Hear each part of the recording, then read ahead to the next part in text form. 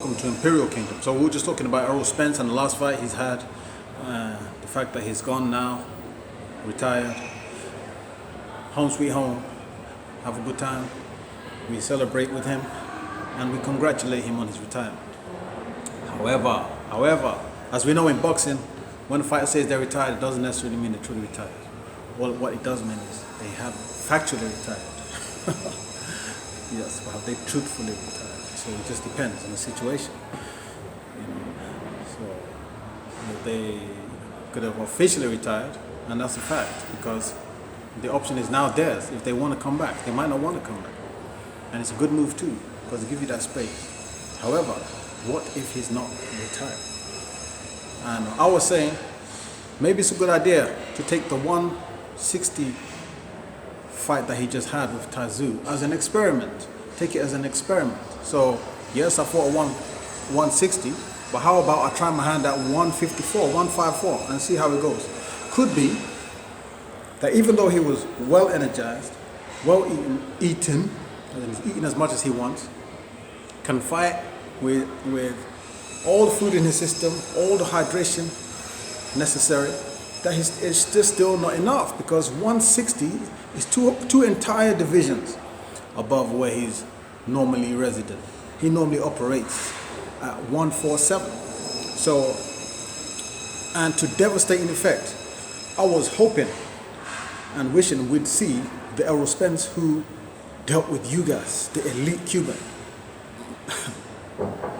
Broke his orbital bones. I'm not saying I was wishing someone's orbital bones were broken. I'm saying wishing and hoping we might see that degree of operation. The fully energized, fully operating, dangerous Spence. He broke his orbital bones. He broke Yugas' cheekbones also. And he broke his ribs. That's a dangerous Spence. Moving on all cylinders. So the fact that he wasn't starving himself,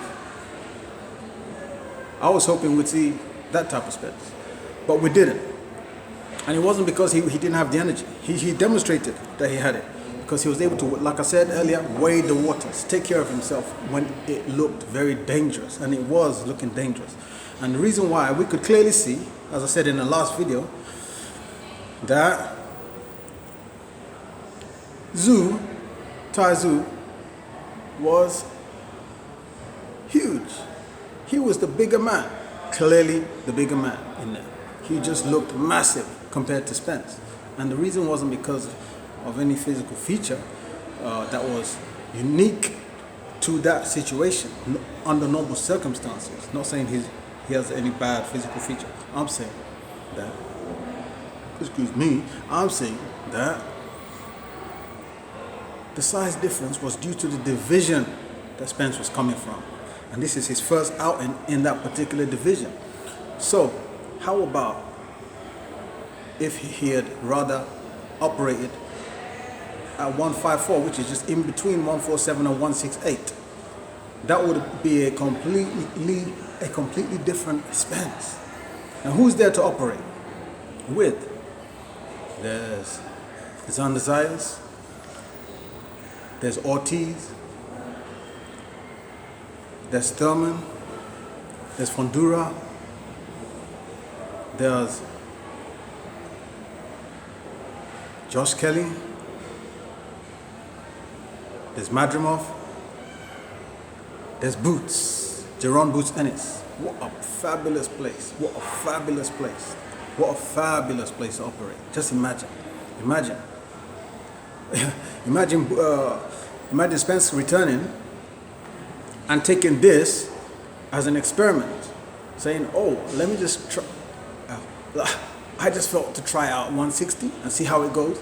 Didn't go too well, because every time he was touching Tszyu, there was almost zero effect. It's like the guy's too big and he's absorbing it like it's someone just slapping him. Not so much just someone slapping him, no, because Tszyu was very cautious in there. Obviously cautious for the name of Spence and the reputation of Spence. And you're in the ring fighting someone who is known for breaking orbital bones, cheekbones. Yeah. So he's cautious. He was very cautious. Spence was Zoo was very cautious in that, and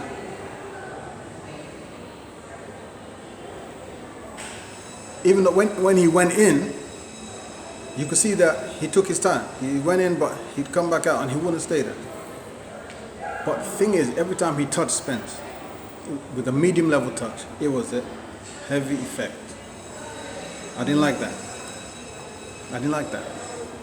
But what he was feeling, he still felt enough to make him not enjoy going in there. But he just felt like, no, I don't need to. And just touch him and look at the effect. So 154 might be the place if Spence wants to return. If he wants to return, maybe 154. Could it be that 154 is the place? And look at the sweeties there. Look at the sweet shop there. Look at the confectionery there. That place has it all. I mean, if he's successful there, it will be so fabulous. So, again, congratulations to Spence on his retirement. And it was a great career. Ducked nobody. Did delay the Bud fight for a very long time. But we got it. We got that fight. We got that fight at the end of the day. So for Spence, 154 might be the place if he wants to return. But it shouldn't take too long. The good thing is that this particular fight didn't, I don't know what the camp was like, but the actual fight itself wasn't too grueling for either of them. It wasn't too grueling. So if he wants to return, it shouldn't be 6-8 months time, a whole year and all that. No.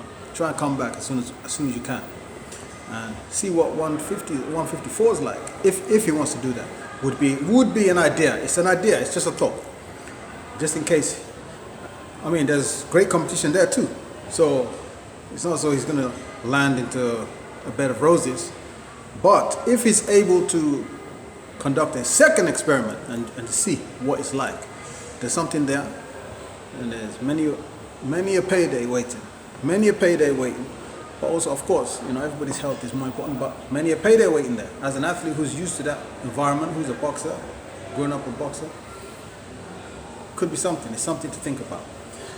That aside, if he doesn't want to, great career, fabulous retirement time and retirement moment, and we congratulate him on that as well. So we'll see you soon again on Imperial Kingdom. Extreme Martial Artist Combat Master, Olisa Eric Ossai. See you soon.